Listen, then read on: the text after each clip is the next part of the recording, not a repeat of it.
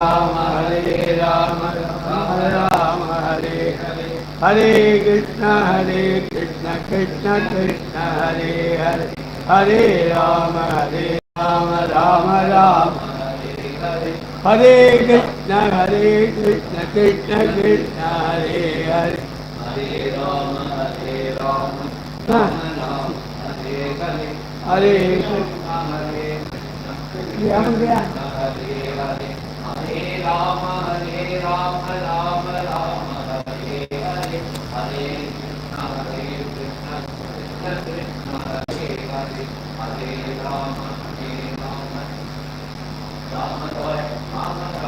Hare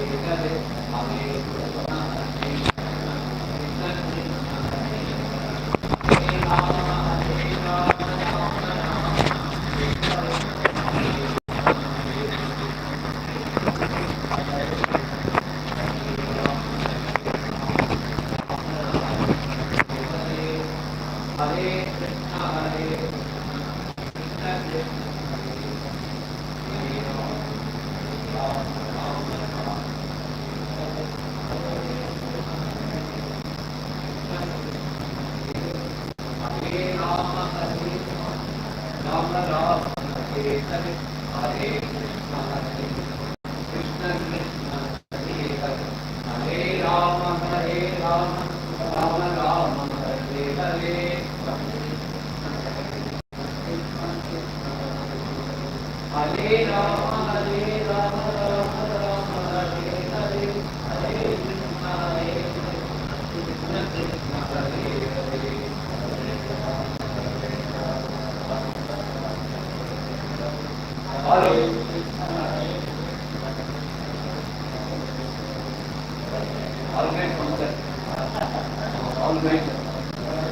Hare Krishna Krishna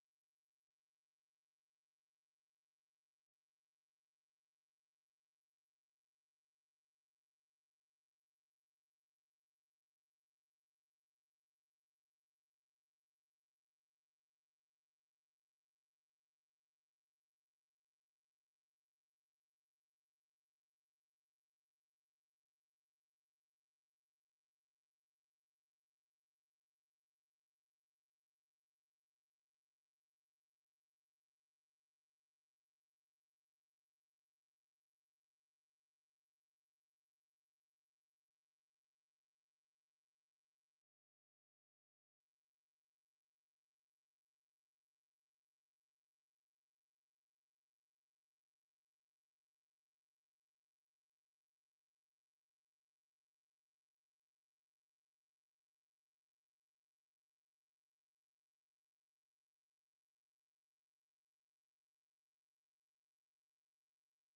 Hare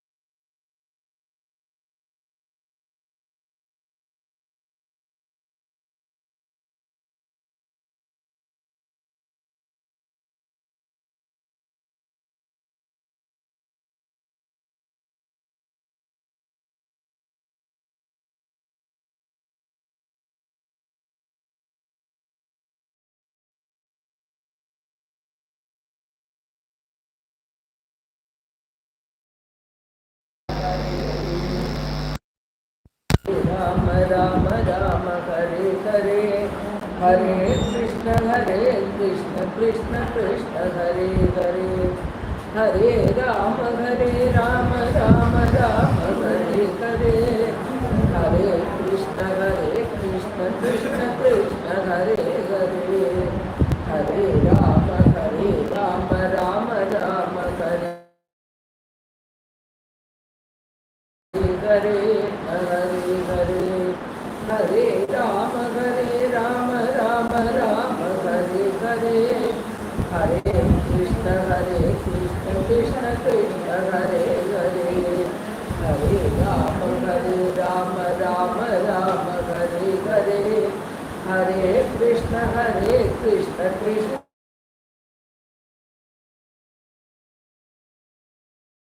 Krishna हरे राम हरे हरे हरे कृष्ण कृष्ण कृष्ण हरे हरे हरे राम राम हरे हरे हरे कृष्ण कृष्ण कृष्ण हरे हरे हरे राम हरे राम हरे हरे हरे कृष्ण कृष्ण कृष्ण हरे हरे हरे राम राम हरे हरे हरे कृष्ण कृष्ण कृष्ण हरे हरे हरे राम राम हरे हरे हरे कृष्ण कृष्ण कृष्ण हरे हरे हरे राम राम हरे हरे हरे कृष्ण कृष्ण हरे हरे हरे राम राम हरे हरे हरे कृष्ण कृष्ण कृष्ण हरे हरे हरे राम राम हरे हरे हरे कृष्ण कृष्ण कृष्ण हरे हरे हरे राम राम हरे हरे हरे कृष्ण कृष्ण कृष्ण हरे हरे हरे राम राम हरे हरे हरे कृष्ण कृष्ण कृष्ण हरे हरे हरे राम राम हरे हरे हरे कृष्ण कृष्ण कृष्ण हरे हरे राम राम हरे हरे हरे कृष्ण कृष्ण कृष्ण हरे राम हरे हरे हरे कृष्ण कृष्ण कृष्ण हरे हरे हरे राम राम हरे हरे हरे कृष्ण कृष्ण कृष्ण हरे हरे हरे राम राम हरे हरे हरे कृष्ण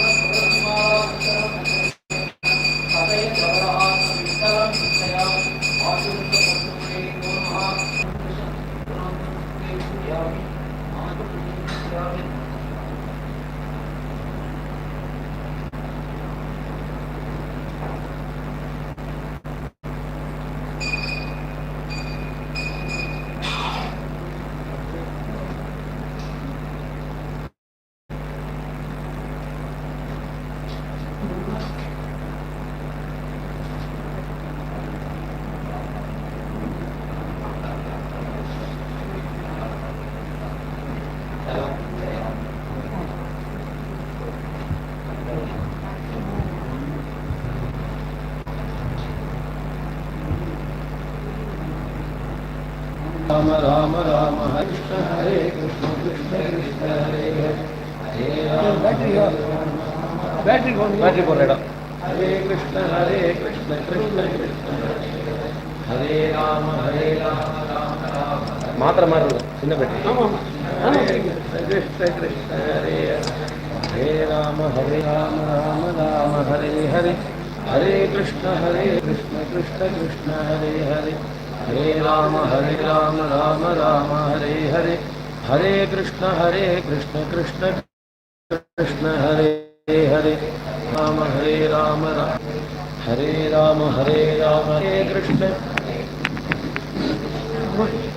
हरे राम राम हरे हरे, हरे कृष्ण कृष्ण कृष्ण हरे हरे, हरे राम राम राम हरे हरे, हरे कृष्ण कृष्ण कृष्ण हरे हरे, हरे राम राम राम हरे हरे, हरे कृष्ण कृष्ण कृष्ण हरे हरे, हरे राम राम राम हरे हरे, हरे कृष्ण कृष्ण कृष्ण हरे हरे, हरे राम राम राम हरे हरे, हरे कृष्ण कृष्ण कृष्ण हरे हरे, हरे राम राम राम हरे हरे, हरे कृष्ण कृष्ण कृष्ण हरे हरे।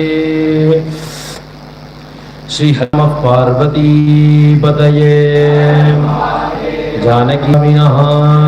बोल कुंडली कवरदा जय वीरांजनेय स्वामिनः। வெற்றிவேல் முருகனுக்கு, வீரவேல் முருகனுக்கு, ஞானவேல் முருகனுக்கு, சக்திவேல் முருகனுக்கு.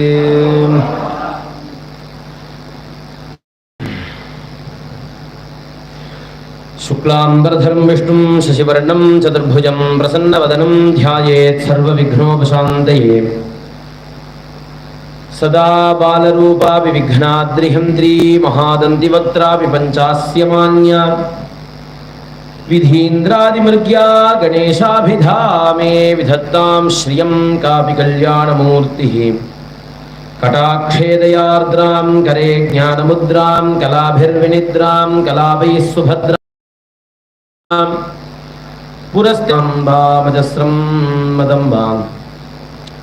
नमः शिवाभ्यां नवयौवनाभ्यां परस्पराश्लिष्टवपुर्धराभ्यां नगेन्द्रकन्या वृषकेतनाभ्यां नमो नमः शङ्करपार्वतीभ्यां।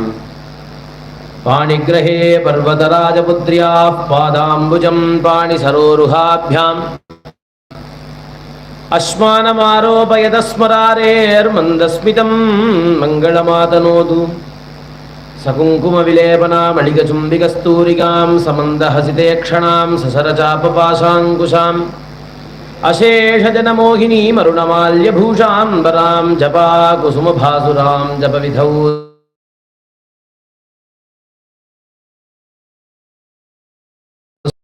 दधाडी मृदुगुणपरिपेटी मुख्यकादम्बवाटी मुनिनुतपरिपाटी मोहिता जाण्डकोटी परमशिववधूटी पातु मां कामकोटी।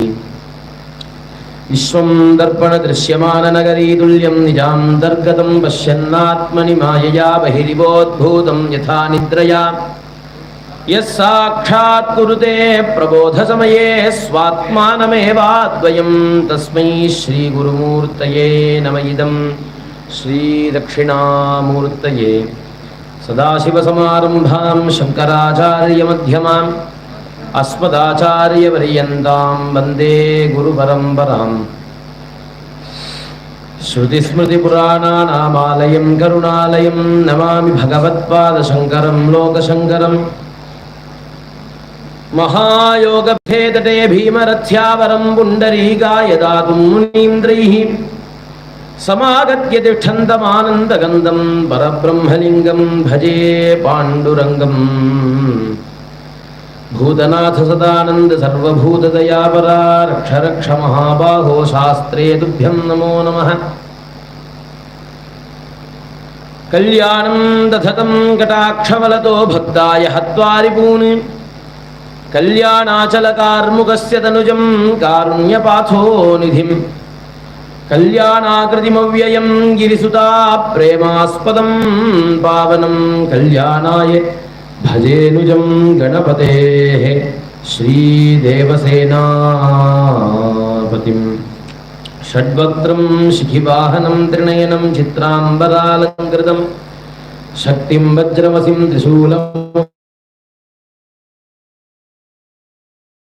भयं केशवरदं दोर्भिर्दधानं सदा ध्याये दीप्सितसिद्धिदं शिवसुतं स्कन्दं सुराराधितं मयूराधिरूढं महावाक्यगूढं मनोहारिदेहं महच्चित्तगेहं महीदेवदेवं महावेदभावं महादेवबालं भजे लोकपालम् इहायाहि वत्सेति हस्तान् प्रसार्याह्वयत्यादरात् शङ्करे मातुरङ्गात् समुत्पद्यतातं श्रयन्तं कुमारं हराश्लिष्टगात्रं भजे बालमूर्तिम् बुद्धिर्बलं यशोधैर्यं निर्भयत्वमरोगता अजाढ्यं वाक्पटुत्वं च हनुमत्स्मरणात् भवेत् வெற்றிவேல் முருகனுக்கு அரோகரா. தேவசேனாபதியான முருகப்பெருமான் இந்த லோகம் எல்லாத்தையும் சிருஷ்டி பண்ணி அதை காப்பாத்திண்டும் இருந்து மறுபடியும் அதை தன்னிடத்தே லயத்தையும் ஏற்படுத்திண்டு மொத்தமாக இந்த லோகத்துக்கு முழுமுதற் காரணமாக இருந்திருக்கார். அப்படிங்கிறது தான் தத்துவ உபதேசம் ஆச்சாரியால் பண்ணதான அத்வைதம். அந்த பிரம்ம தத்துவம் எது சொல்லப்பட்டதோ அதேதான் முருகப்பெருமானாக வந்தது அப்படிங்கிறது தான் தத்துவம். எதுக்கு இந்த சண்மதம் தேவை அப்படின்னாக்க, பொதுவாகவே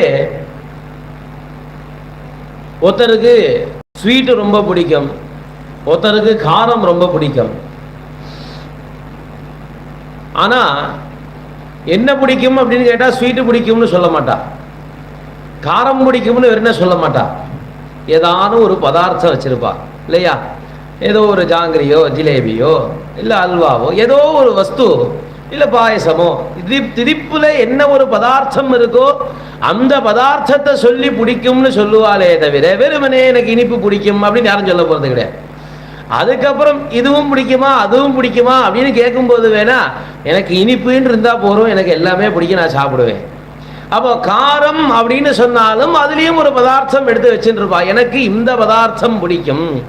ஆனா வஸ்துதா இதனுடைய அனுபவம் என்ன ஆறுது அப்படின்னு சொன்னாக்க, அதுல ஏற்படக்கூடியதான அந்த ரசத்து மேல இருக்கக்கூடியதான ருச்சி இவருக்கு ஆதாரமாக இருந்தாலும் அதற்கு ஒரு ரூபமும் தேவைப்படுறது, அதற்கு ஒரு சேர்க்கையும் தேவைப்படுறது. இந்த காரம் எனக்கு பிடிக்கும் அப்படின்னாலும் அதோட இந்த அரிசி மாவும் உப்பும் சேர்ந்து எண்ணெயோட சேர்ந்து கொதிச்சு வரும்போது அதுல இருக்கக்கூடியதான அந்த ஒரு நரநரப்பு தன்மையோட இருக்கக்கூடியதான அந்த பதார்த்தம் எனக்கு பிடிக்கும் அப்படின்னு ஒரு விஷயம் நம்ம சொல்றோம் இல்லையா? இது மனுஷனுடைய இயல்பு.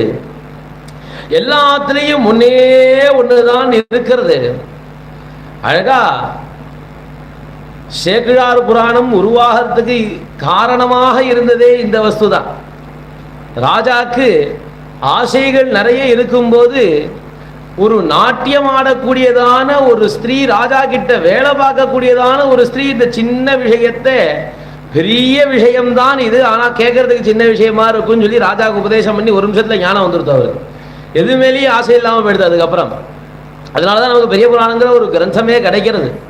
சேகரார் எழுத சொல்லி அதை யானை மேலே ஏற்றி ராஜா கூட்டின்னு வர்றார். அப்போ எல்லாத்திலையும் இருக்கக்கூடிய பதார்த்தம் ஒண்ணுதான், ஆனா சில சேர்க்கைகளும் சில ரூபங்களும் நமக்கு அந்த பதார்த்தத்து மேல இன்னும் கொஞ்சம் அபிருச்சி வரத்துக்கு காரணமாக இருந்துடுறது. அப்ப பிரம்ம தத்துவம் ஒண்ணு அப்படின்னாலும் கூட ஒருத்தருக்கு யானை முகமாகவும், இன்னொருத்தருக்கு 6 முகமாகவும், இன்னொருத்தருக்கு 5 முகமாகவும், இன்னொருத்தருக்கு சுந்தரமான முகமாகவும், இன்னொருத்தருக்கு லோகத்தையே ஆகர்ஷிக்கக்கூடியதான நீலமேக காந்தியோட கூடியதான ஒரு முகமாகவும், இன்னொருத்தருக்கு எப்போதும் தெரிஞ்சுட்டு இருக்கக்கூடியதான சூரிய மண்டலமாகவே ஒரு முகத்தை வச்சுட்டு இருக்கக்கூடியதாகவும் ஒரு ரூபம். அதுக்கப்புறம் இவருக்கு வேல், அவருக்கு திரிசூலம், ஒவ்வொருத்தருக்கும் ஒரு ஆயுதம் வச்சிருக்கோம், பாசாங்குஷம், 2 பத்மத்தை கையில வச்சுட்டு இருப்பார் சூரிய தேவர். அப்பா எல்லா தெய்வங்களும் கிரீட்டம் போட்டு இருக்கும். பரமேஸ்வரனை பார்த்தோமேயானா விபூதி தாரணம் பண்ணிட்டு இருப்பார். பெருமாளை பார்த்தோமேயானா திலகம் தாரணம் பண்ணிட்டு இருப்பார். கஸ்தூரி திலகம் அப்படின்னு சொல்லிட்டு தீர்க்கமான விசாலமான பாலத்தில் இட்டு இருப்பார். அம்பாளை பார்த்தோமேயானா விபூதியோட கூட சந்தன குங்குமத்தையும் சேர்த்து இட்டு இருப்பா. அப்படி ஒரு ரூபம். இதுல இன்னொரு விஷயத்தையும் கொண்டு வரா ஆச்சாரியார் சண்மத செய்யாது. அதுக்கு பூர்ணமான மரியாதை. மீதி எல்லாத்தையும் சொல்லும் போது பிரம்ம தத்துவம் இதுதான் இதுதான் சிருஷ்டி பண்ணது சொல்றதை காட்டிலும் சாத்தம் சொல்லும் போது ஒரு படி அதிகமாகவே சொல்லிவிடுவா. இது எல்லாம் இருந்துட்டு இருக்கு. எப்படி பரமேஸ்வரன் ஒரு ரூபம் இருந்துட்டு இருக்கு, சஞ்சாரம் பண்ணிட்டு இருக்கு. ஆனா ஆச்சாரியார் சௌந்தரலிங்கர் ஆரம்பத்திலேயே சொல்லிவிட்டார், சக்தியா யுக்தா எதி பவதி. சக்தியோட கூட இருக்கானே ஆனால் இந்த பரமேஸ்வரனுக்கு இந்த லோகத்தை சிருஷ்டி பண்றதுக்கும் சக்தி இருக்கும். அப்படி இல்லைன்னா நச்சேது, அப்படி இல்லாம போச்சுன்னா ஸ்பந்திதும் அப்படி அசக்தா, அவனால அசைய கூட முடியாதுன்னுட்டார். இந்த மாதிரி இன்னொரு தெய்வத்துக்கு சொல்லவே இல்லைன்னே. ஆறு மதமும் நீர் தானே ஸ்தாபனம் பண்ணீர், எல்லாத்தையும் தூக்கி வச்சு பேசுறதுனா தூக்கி வச்சு பேசிட வேண்டியதானே எல்லாத்தையும். ஆனா அந்த என்னதான் இருந்தாலும் அம்மாவுக்கு ஒரு ஏற்றம் கூடத்தான். அப்போ நமக்கு அந்த ரூபத்து மேலையும் அந்த ஒரு அலங்காரத்து மேலையும் ஒவ்வொருத்தருக்கும் ஒவ்வொரு வாகனம் பிரதானமாக வச்சிருக்கோம். அதுதான் இன்னைக்கு ஸ்லோகம் ஆரம்பிக்க போறது. மயூராதி ரூடம் அப்படின்னு தான் ஸ்லோகம் ஆரம்பிக்க போறது. அப்போ வாகனம் அப்படின்னு ஒண்ணு ஸ்பெஷலா வச்சிருக்கோம். இந்த சுவாமின்னா இது மேல வருவா. பிள்ளையாருக்கு மூஞ்சூர் அழகா சின்னதா இந்த வஸ்து நேதிக்கு பார்த்தோம் இல்லையா. சுவாமிக்கு பெரிய முகம், யானை முகம், ஆனா சின்ன குழந்தை உருவம். ஆனாலும் அது சாமியமா பொருந்தி போறதுன்னு அவருடைய வாகனம் அத்தகையது. எலி கூட பெருச்சாலின்லாம் உண்டு, ஆனா மூஞ்சூர்ல பெரிய மூஞ்சூர்னு இருந்ததே கிடையாது. பார்த்தீங்களா, அது மூஞ்சூர் ரொம்ப பெருசாயிடுதுன்னு சொன்னா அதை யாரும் மூஞ்சூர்னு ஒத்துக்க மாட்டான். அது இத்தினோண்டுக்கு சின்னதா இதுங்கிறத தன்னுடைய ரூபத்தினாலேயே சொல்லி கொடுக்கறத முதல் தெய்வமா வச்சது நம்மளுடைய சனாதன தர்மம். எதுலையுமே நீ ஏற்றத்தாழ்வு பார்க்கக்கூடாது. இது பெருசு, அது சின்னது, இதுக்கும் அதுக்கும் ஒத்து போகாது, நான் பெரியவன், படித்தவன், ஜாதியினாலையும் வர்ணத்தினாலையும் உயர்ந்தவன், அவர் ஒருத்தருக்கு படிப்பில்லை, பணத்தினால அவன் கீழே இருக்கான், எந்த விதமான வேறுபாடும் இருக்கக்கூடாது. ஒரே சரீரத்திலேயே 5 விரல் இருக்கு, ஒரே சைஸ்லையா இருக்கு. ஒரே சைஸ்ல இருந்துட்டதே ஆனால் அந்த கை ஒழுங்கா இருக்குன்னு நம்ம சொல்ல மாட்டோன்னே. அப்ப நமக்கு தான் கோணல்மானலாம் இருக்கு, ஒருத்தனுக்கு எல்லா கையும் எல்லா விரலும் ஒரே சைஸ்ல இருக்கேப்பா அப்படின்னு சந்தோஷப்பட மாட்டோம். பாவம், அவருக்கு கை ஒழுங்கா இல்லை. அப்ப ஏற்றத்தாழ்வுங்கிறது இருக்கத்தான் இருக்கும். ஆனா அதோட சேர்ந்து வாழணுமே தவிர ஏதி உசரமா இருக்குங்கிறதுக்காக ஒரு பெருமையோ குள்ளமா இருக்குங்கிறதுக்காக அதுக்கு ஒரு இகழ்ச்சியோ இருக்கவே கூடாதுங்கிறத சொல்லி கொடுக்கறது பிள்ளையாருடைய தத்துவம். அப்படி மூஞ்சூர் வாகனம், இவருக்கு மயில் வாகனம், பரமேஸ்வரனுக்கு ரிஷப வாகனம், அம்பாளுக்கு சிம்ம வாகனம், பெருமாளுக்கு கருட வாகனம், சூரியனுக்கு 7 குதிரை வச்ச தேர். ஒரே ஒரு சக்கரம் தான், குதிரை 7 இருக்கும். இதுல என்னன்னா ரெட்டப்படையில குதிரை இருந்தாக்க ஓட்டுறது கொஞ்சம் சௌரியம். ஏன்னா பாதி இந்த பக்கம் போகும், பாதி அந்த பக்கம் போகும். ஆனால் சூரியன் ஒரு விசேஷம் என்னன்னா, இவர் எந்த பக்கம் போனாலும் சரி, தட்சிணாயனம் நடந்திருந்தாலும் சரி, உத்தராயணம் நடந்திருந்தாலும் சரி, அவருடைய கதி நேராகவே இருக்கும். அதனால ஒரு குதிரை நடுப்புற நேராக போயிட்டே இருக்கும். அது வலது பக்கம் போனாலும் அது நேரத்தான் போயிட்டு இருக்கும், இடது பக்கம் போனாலும் குதிரை நேரத்தான் போயிட்டு இருக்கும். அதனால பார்த்தீங்கன்னா ஒத்தப்படை குதிரைங்கிறது ரொம்ப ரேரு, எங்கேயுமே ரொம்ப நம்ம அவ்வளோ சீக்கிரம் பார்க்க முடியாது. ஆனால் சுவாமிக்கு 7 குதிரை வச்ச தேர், சக்கரம் ஒண்ணுதான். ஆனா பிருகதி சந்தஸ் பிரதானமாக கொண்டு ஒரு தேர். எல்லா ஏதஞ்சந்தோ ரதமாஸ்தாயா அப்படின்னு சொல்லிட்டு வேதம் அந்த சூரியனுக்கு தேர் எப்படி உருவாச்சுங்கிறத வர்ணிக்கிறான். அப்போ அதுக்கு ஒரு வாகனம் நமக்கு தேவைப்படுறது. என்னதான் நேரம் போய் சொக்கநாதரை அவருடைய அந்த அது தனி சிரிப்பு, அது பல்லு முளைக்காத குழந்தை சிரிக்கிற மாதிரி ஒரு சிரிப்பு சொக்கநாதருக்கு. அதனால எங்க ரொம்ப ஆசையார்களெல்லாம் பொக்கவாயன்னு கூப்பிடுவது உண்டு. அது அந்த சுவாமிக்கு பல்லு இருக்கான்னே தெரியாது, அந்த மாதிரி பல்லு இல்லாத வச்சிருக்கிற மாதிரி ஒரு சிரிப்பு. குழந்த முகம்னா குழந்த முகம். அவரை என்னத்தான் நம்ம நேர போய் உள்ளுக்குள்ள இருந்துட்டு சன்னிவேசத்துல யாரும் இல்லாம தனியா பார்த்தாலும் அவர் ரிஷபவானத்துல ஏறி உட்காரும் போதே, அவரை தேர் மேல ஏறி உட்காரும் போதே தனி ஒரு சுகம். அதோட சேர்ந்து கோபுரதர்சனம் ஆகும்போது பார்க்கணும், அது சுகம் தானே நமக்கு. அப்போ வாகனமும் நமக்கு தேவைப்படுறது. ஒரு சுவாமி அனுபவிக்கிறதுனா வெறும் அனுபவிச்சுடுறது நமக்கு பொத்த மாட்டேங்கிறது. ஒவ்வொரு நாளைக்கு ஒவ்வொரு அவதாரம். சேட வாகனத்துல சுவாமியை படுக்க வச்சு ஒரு நாள் பார்த்து ரசிக்கிறது, அதுக்கப்புறம் பூத வாகனத்தில் உட்காந்து வச்சு பார்க்கறது. அப்படி சுவாமி கீழே இறங்கிதோ வந்துடுறேன்னு கிளம்புற மாதிரி ஒரு அலங்காரம். அவர் ராவணேஸ்வரனோட சேர்ந்ததான கைலாசாதிபதியாக ஒரு அலங்காரம். அப்போ ஒரே சுவாமி தான். ஆனா வாகனங்களும் அலங்காரமும் வெவ்வேறுபடுத்தி பார்க்கும்போது ஒவ்வொருத்தருக்கு ஒவ்வொரு வாகனத்திலையும் ஒவ்வொரு அலங்காரத்திலையும் விசேஷமான குணமும் ஈடுபாடும் பக்தியும் அதிகமானதுனாலே ஷண்மதம் அப்படிங்கிறது தேவைப்படுறது பரபிரம்ம வஸ்துவை நம்ம புரிஞ்சுக்கிறதுக்கு. அதுல ஒரு பெரிய விஷயம் இந்த இடத்துக்கு அமைஞ்சு போச்சு. இந்த இடத்துக்கு பேரு பஜனாசிரமம்னா, ஆனா ரீதி எல்லாம் பார்த்தாக்க சங்கரமடம் எப்படி இயங்குமோ அந்த மாதிரி இயங்கின்னு இருக்கு. உள்ள வந்து பார்த்தா கோயில் மாதிரி இருக்கு. எதுலையுமே சேர்த்துக்க முடியல. அதாவது நீ எப்படி வந்தாலும் நான் உன்னை ஏத்துக்கிறேன். சரி, சங்கரமடம் ஆச்சாரியால் பிரதானம்னா இருக்கிறதுலே ஆதிக்கு முதல்ல போயிட்டா, முதல்ல பிடிச்சிட்ட சதாசிவ சமாரம்பம்னு இவரை உட்காந்து தட்சிணாமூர்த்தியை உட்காந்து வச்சாச்சு. ஐயோ பாண்டுறங்க, நீயும் கிருஷ்ணம் வந்தே ஜெகத்குரு தெக்க பார்க்க உட்காருன்னு அவரையும் தெக்க பார்க்க வச்சு. அது சிந்தனையே வேற மாதிரி ஒரு சிந்தனை. எல்லாரையுமே குருவாய் வருவாய் அருள்வாய் குகனேன்னு நம்ம சொன்ன மாதிரி அந்த இருக்கிற சுவாமி அத்தனை பேரையுமே குருவாக மாத்தி ஒரு இடத்துல இங்க தரிசனம் பண்றோம்னா இந்த பஜனாசிரமத்துல ரொம்ப விசேஷமானது. அந்த மாதிரி எல்லா சுவாமியுமே எல்லா ரூபமுமே நமக்கு பிரம்ம தத்துவத்தை உபதேசிக்கிறதுக்காக வந்த குருஸ்வரூபம் அப்படிங்கிறது தான் வாஸ்தவத்துல உண்மை. அதை புரிய வைக்கிறதுக்காக ஆச்சாரியால் எல்லா தெய்வத்து மேலேயும் ஸ்தோத்திரம் பண்ணி நமக்கு புரிய வைக்கிறார். அத்தகையதான ஒரு ஸ்தோத்திரத்தினுடைய வரிசையில சுப்பிரமணிய புஜங்கம் 2 ஸ்லோகம் பார்த்துருக்கோம்.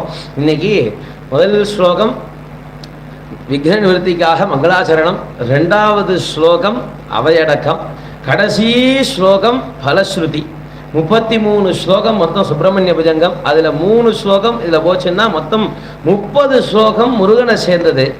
அந்த 30 ஸ்லோகத்துல இன்னைக்கு 15 நாளைக்கு 15 பார்க்கலாம் நினைச்சுட்டு இருக்கேன். சுவாமி கிருபை எது வரைக்கும் போறதோ போகட்டும். அதனால நாளைக்கு 15 ஸ்லோகத்தை முடிச்சுட்டு பலஸ்ருதியை சொல்லி முடிக்கலாம் அப்படின்னு சுவாமி கிருபையில சித்தம் பார்ப்போம். அதுல முருகனை பாட ஆரம்பிச்சதுமே மயூராதிரூடம். அப்பா வாகனத்தோட சேர்ந்து இருக்காருப்பா. என்னன்னா ஒரு காலகட்டத்தில் ஆபீஸ்லாம் வேலைக்கு சேர்க்கும் போது என்ன படிச்சிருக்காளா, நல்ல தகுதி இருக்கா அப்படிலாம் எல்லாத்துக்குமே பார்த்துட்டு இருந்தது உண்டு. ஆனா இன்னைக்கு ஒரு வாகனம் இருந்ததுன்னா தொழிலை ஈஸியா பண்ண முடியுங்கிற நிலைமைக்கு வந்துட்டோம். ஆபீஸ்லயே கேட்கிற நிலைமையும் வந்துடுத்தோம். வாகனம் ஓட்டுறதே ஒரு தொழிலாவும் மாறி போச்சு. அப்போ என்னதான் இருந்தாலும் அவளுக்கு தகுதி இருந்தாலும் திறமை இருந்தாலும் ஒரு வாகனம்னு ஒண்ணு இருந்தா தான் அவளுடைய செயலை சீக்கிரம் செய்யறதுக்கு சௌரியமாக இருக்கும். அப்போ எங்கேயோ உக்காண்டிருக்கிற பரம்பொருள்னு சொல்லிவிட்டாருன்னு வச்சுக்கோங்களேன், அது என்னைக்கு வந்து நம்மளை காப்பாற்றி நம்ம என்னைக்கு கரையேறி என்னைக்கு போய் நம்ம அதை புரிஞ்சுட்டு போய் அடையிறது நம்ம லேட் ஆகிடும். மயூராதிகளோட நீ போக வேண்டாம்ப்பா அது வரும்னார் ஆச்சாரியா. எடுத்தோடனே அந்த சுவாமி நம்ம இடத்தை தேடி வரும்பா. ஏன்னா அதுக்கு ஒரு வாகனம் வச்சுட்டு இருக்கு. அதுவும் சாதாரண வாகனம் இல்லை. சுப்பிரமணியருக்கு மயூர வாகனம்ங்கிறது 3 விதமா சொல்றா. புராணங்கள்ல சொல்லும்போது வேதங்களே மயூரமாக ரூபம் எடுத்துன்னு வந்து சுப்பிரமணியர் கால்களில வந்து உட்கார்ந்துதான். ஏன்னா அந்த வேதத்தினுடைய தத்துவம் சுப்பிரமணிய ரூபம் தான். அதனால பிரம்மண்யன்னே பேரு சுவாமிக்கு. அந்த பிரம்ம தத்துவத்தை வெள்ள யோதனம் பண்றதுக்குன்னே ஏற்பட்டதான ஒரு ரூபம். அதனால வேதங்களே மயூரமாக இருந்துட்டு இருக்கு. வேதாந்தத்தை சஞ்சாரம் பண்ணிட்டு இருக்கார் சுவாமின்னு சொல்றார் மயூரத்தை வர்ணிக்கும் போது. அதே மாதிரி தேவர்கள் எல்லாரும் சேர்ந்து தேவசேனாதிபதியாக சுப்பிரமணியரை உட்காத்தி வைக்கும் போது அவருக்கு நாமளே வாகனமாக இருக்கணும்னு ஆசைப்பட்டு தேவேந்திராதிகளே மயூரமாக ரூபம் எடுத்துட்டு சுவாமிக்கு வந்தாலும் ஒரு சரித்திரம். அதுக்கப்புறம் தேவசேனாதிபதியாக மாறி சூராசுரனோட சேர்ந்து சூரபத்மனோட நல்ல யுத்தங்கள்லாம் பண்ணி முடிக்கிற சமயத்துல அவனால பிரார்த்தனை பண்ணப்பட்டு 2 ரூபமாக சுவாமி அந்த அசுரனை பிரிச்சு ஒன்னை மயிலாகவும் இன்னொன்ன சேவலாகவும் மாத்தி ஒன்னை கீழையும் ஒன்னை மேலையுமாக வச்சிருந்தார். அப்ப என்ன ஆகி போச்சுன்னா, நான் நல்லவாளை மட்டுமே காப்பாத்துறதுக்குன்னு சில சாமி இருக்கும். நம்ம மந்திரத்தை உபதேசம் பண்ணி நன்னா வாங்கிண்டு மந்திரத்தை நன்னா உரு போட்டு சாப்பிடாம தூங்காம வெயில் மழை எதுவுமே பார்க்காம காஞ்சி இருக்கும்போது அப்பா இவன் நம்மளை உபாசிட்டான்பா போய் அனுகிரகம் பண்ணலான்னு மட்டும் நினைக்கக்கூடிய தெய்வங்கள் நிறையா இருக்கான். ஆனா முருகன் அப்படி கிடையாது. அருணகிரிநாத வாழ்க்கையை அருணகிரிநாதர் சொல்லி கேட்கணும். அவருடைய வாழ்க்கை சரித்திரம் நமக்கு வேற ஒருத்தர் சொல்லி தெரியாது. அவருடைய திருப்புகழை வச்சுதான் அவருடைய சரித்திரம் என்னன்னு நமக்கு தெரியும். அதுல திருப்பரங்குன்றத்துல பாடும்போது நான் வயத்துக்குள்ள எப்படிலாம் சிரமப்பட்டேங்கிறார். 1 மாசத்துல இருக்கும்போது இந்த சிரமப்பட்டேன், 2 மாசத்துல இருக்கும்போது இந்த சிரமப்பட்டேன், 3 மாசத்துல இருக்கும்போது இந்த சிரமப்பட்டேன், இத்தனை திங்கள் தாண்டி 10 திங்கள் தாண்டி நான் வந்து பிறந்தேன். பிறந்ததுக்கு அப்புறம் ஒழுங்கா இருந்தேன் நான். அவர் என்னென்னலாம் தப்பு காரியம்னு உண்டோ அத்தனையும் பண்ணியிருக்காரு. அவரே அவருடைய சொந்த ஸ்டேட்மெண்ட், வேற ஒருத்தரும் சொல்லல. அவரே சொல்றார் என்னுடைய வாழ்க்கை இப்படிதான் இருந்தது. திருவண்ணாமலை அருணாச்சலம் அப்படின்னு நினைச்சுட்டா முக்தி கிடைக்கும். அது அவரோட பேராவே வச்சுட்டு இருக்காரு அவர், அருணகிரின்னு.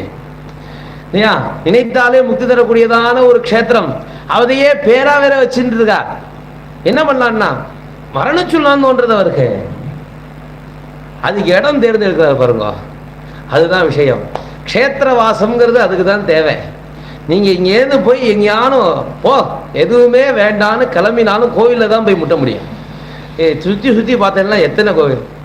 அது இந்த பக்கம் மதுரை அப்படியே சுவாமியை தரிசனம் பண்ணிட்டு காலம்புரை அப்படியே 2 தெரு தள்ளி இப்படி வந்தா கூடலழகர். கூடலழகரை பார்க்கும்போது மதுரை பாபா இந்த பக்கம் உட்காந்துருக்கார். பார்க்கறதா பார்க்காம இருக்கிறதா, விடாம இருக்கிறதா, என்ன பண்றது? அப்படி திரும்பின இடமெல்லாம் க்ஷேத்திரமாக இருக்கக்கூடியதான ஒரு பூப்பிரதேசத்துல நம்ம வசிக்கணுங்கிறதுக்கு காரணமே இதுதான். அவருக்கு முடிச்சுக்கணும்னு தோன்றது வாழ்க்கைய. ஆனா எங்கடா போய் முடிச்சுக்கிறதுன்னா மேலேருந்து கீழே குதிக்கணும்னு தோன்றது அவருக்கு. ஏற்கனவே சம்சார பதனம் ஆயிருக்கு அவருக்கு. கீழே தான் அவருடைய கிரியைகள் எல்லாமே இருந்துட்டு இருக்கு. ஒரு பதித்தனுடைய செயல் எப்படி இருக்குமோ அந்த மாதிரிதான் இருந்துட்டு இருக்கு. அதனால என்னடா நான் புனர் தரித்திரஹா புனரேவ பாபி அப்படின்னு சொல்லிட்டு பாபம் பண்ணின்றதுக்கு மேல மேல கீழே போகத்தான் தோணுமா. அதனால என்ன மேலே இருந்து கீழே விழணும்னு தோணுது. கீழே இருந்து மேல போகணும்னு தோணப்படாதோ, மேலே இருந்து கீழே விழணும்னு தோன்றது. கடைசி காலத்துல கூட அதுக்கு ஒரு இடத்தை தேர்ந்தெடுக்கலாம். எது ரொம்ப உயரமா இருக்கோ அங்கேருந்து குதிப்போன்னு நினைச்சேன். அதுலயும் ஒரு சிரேஷ்டத்துவம். என்ன மாதிரி ஒரு கெட்டவன் இருக்கவே முடியாதுன்ற அளவுக்கு வாழ்ந்திருக்காரு அவர். பாரத ராமாயணத்துல ஒரு குணம் உண்டு. என்னன்னா அப்பா அண்ணா எப்படி இருக்கணும், அண்ணா அண்ணா எப்படி இருக்கணும், தம்பின்னா எப்படி இருக்கணும், அம்மா அண்ணா எப்படி இருக்கணும், ஆத்துக்காரின்னா எப்படி இருக்கணும், கணவன்னா எப்படி இருக்கணும், புள்ளேன்னா எப்படி இருக்கணும், குருன்னா எப்படி இருக்கணும், மந்திரின்னா எப்படி இருக்கணும், ராஜான்னா எப்படி இருக்கணும், எல்லாத்தையும் சொன்னார். இந்த ராவன் யுத்தம் நடந்துட்டு இருக்கு. யுத்தம் நடக்கும்போது ராவனுடைய மாமா வந்து சொன்னார் கடைசி நாள் யுத்தத்தும் போது, அப்பா இத்தனை நாளா நான் சொன்னேன் நீ கேட்கல, இன்னைக்கு கடைசியா ஒரு தடவை சொல்றேன். ஏன்னா நம்மள்ட்ட ஒன்றும் பெரிய சேனையும் இல்லை, மொத்தமும் காலி, இருக்கிறது கொஞ்சம் நெஞ்சம்தான். அதையும் ஒத்தம் விடாம எல்லாரையும் கூப்பிட்டு வச்சுட்டேன். நாளை மத்தனா விபீஷணனுக்கு ராஜ்யம் போனா கூட வாசல்ல காவலாளி காவல் இருக்கிறதுக்கு ராமர்கிட்ட தான் 2 பேரும் அழிச்சுன்னு வரணும். அவர் ஒத்ததும் கிடையாது, நிர்மூலமா விசேஷமா அழிச்சுன்னு போயிட்டார் ராவணன். அதனால அவர் சொன்னார் இல்லப்பா வேண்டாமே, இத்தனை நடந்ததுக்கு அப்புறமும் நீ கொஞ்சம் தெரிஞ்சுக்கலாமே. ராவணன் மாட்டேன்ட்டார். ராவணனை இகழ்ந்துட்டோம்னு பல பேருக்கு ஒரு வருத்தம் இருக்கு. ராமாயணம் படிச்சாதான் தெரியும் ராவணனை பத்தி நமக்கு இகழவே இல்லைன்னு. அவ்வளவு தீர புருஷங்கிறத அப்படி வர்ணிச்சிருக்கா. பரமேஸ்வரனுடைய அம்சமாக அவதாரம் பண்ண ஹனுமார் ராவணனை பார்த்துட்டு அஹோன்னா என்னப்பாவன் இவன் மட்டும் நல்லவனாக இருந்தான் தானே, ஆனால் தேவேந்திரனு இவனை கேட்டிருந்தா ராஜ்யம் பண்ணியிருப்பான். தேவேந்திரனுக்கு எதிரியாவே ஆயிருக்க மாட்டான். அப்பா நான் இதை பண்ணட்டுமா வேண்டாமா கேட்டுன்னு போயிருப்பான். என்ன சிம்சுபாவ விருட்சத்துக்கு பக்கத்துல அந்த அசோக வனத்தை எப்படி அமைச்சிருக்கான், தங்கத்தினால மரம், அதுல பவழத்தினால காய்கனிகள், மரகதத்தினால மரத்துக்கு இலைகள். எந்த மாதிரி ஒரு அனுபவம், என்ன ஒரு வைபவம், அதுவே பெரிய விஷயம். அதுக்கப்புறம் போய் ராவணனை பார்த்துட்டு ஆச்சரியப்படுறார். 10 தலையோட ஒருத்தன் உட்காந்துருக்கான். இங்கே நம்ம 6 தலைக்கே இப்படி பரபிரம்ம தத்துவம் உட்காந்து உபாசனை பண்ணிட்டு இருக்கான். அதை காட்டிலும் 10 தலை. இதுல என்னன்னா பரமேஸ்வரனுக்கு 5 தலை, ராவணன் 2 பரமேஸ்வரனுக்கு சமமானவன் ஆயிட்டான்.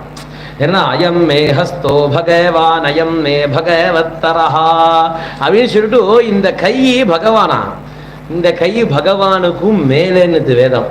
ஏண்டான்னா பகவானுக்கு பூஜை பண்ணிக்க முடியாது, இந்த கை பகவானை பூஜை பண்ணிவிடுதான். அதனால பகவானாலேயே முடியாத ஒரு விஷயத்தை இது பண்ணிவிடுது. ரெண்டாவது பூஜை பண்ணும்போது சுவாமிக்கு மேலே போயிடுதான் இந்த கையை. மேலே அபிஷேகம் பண்ணும்போதோ அர்ச்சனை பண்ணும்போதோ சுவாமிக்கு மேலே போய் தானே பண்றது. அதனால பகவத் தரஹான்னார். அந்த மாதிரி பக்தனாக இருக்கக்கூடியதான பரமேஸ்வர பக்தனாக இருக்கக்கூடிய இந்த ராவணன் பரமேஸ்வரனை காட்டிலும் உயர்ந்தவனாக, அவருக்கு 5 தலை, இவனுக்கு 10 தலை.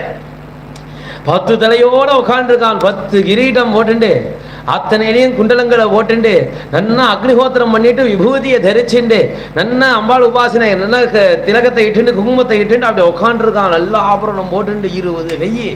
அப்படி ஒருத்தன் உட்கார்ந்தான்னா எப்படி இருக்கும்? அதுவும் ராட்சசனாக மாறின பிரம்ம தேஜஸ் உள்ளவன். அவனுக்கு இயற்கையா பரப்புனால பிராமணன், குணத்தினாலே ராட்சசனாக போனவன். அப்ப பிரம்ம தேஜஸும் குடிகொண்டிருக்கு, ராட்சசாலுடைய தேஜஸும் குடிகொண்டிருக்கு. அந்த ஒரு அழகில சர்வ ஆபரணத்தையும் புழிச்சுண்டு, அதை என்ன சொல்லுவாளே, அர்ப்பனுக்கு வாழ் வந்தா அர்த்தராத்திரியில கொடை பிடிப்பாம்பா, அந்த மாதிரி அதுக்கு வாஸ்தவத்துல அதுக்கு அது அர்த்தம் இல்லை. அர்ப்பணித்து வாழ்ந்து வந்தால் அர்த்தராத்திரிகளும் கொடையை கொடுப்பான். அது வாஸ்தவமா அப்படிதான். ஆனா இது ஆசை வந்தது. இது அது எப்படி இருந்தாலும் என்ன வாழ் வந்துன்னு சொன்னா, நீ இந்த சுண்டு விரல் சும்மா இருக்க, மோதிர விரல்னு இதுக்கு தான் பேரு. இதுல மோதிரம் போட்டா சரி, இதுக்கு இதுக்கு இதுக்கு அப்படியே வரிசையாக சரி தர்ச்சனையும் இதுக்கு வெளியில போறது. அவ இந்த நடுவரல் இதெல்லாம் சும்மா இருக்கேன்னு சொல்லிவிட்டு இதுக்கெல்லாம் மோதிரம் பண்ணி போட்டுண்டு, அதுக்கு ஒரு செயினை வாங்கி போட்டுன்னு இப்படி ஒரு 2 கை இருக்கிறவாளே இந்த பாடுபடுத்துறோமே. 20 கையே 2 பேர் வந்து அடிச்சான்னா இந்த கையால தடுக்க கூட முடியாது நம்மளால. அந்த மாதிரி ஒரு அப்புச்சிப்பு போன இந்த கைக்கே இவ்வளவு அலங்காரம். அவனுக்கு முன்னாடி இந்திரன் வந்து வஜ்ராயுதத்தால அடிச்சாலும் ஒத்த கையினால தடுக்கிறான் அவன்.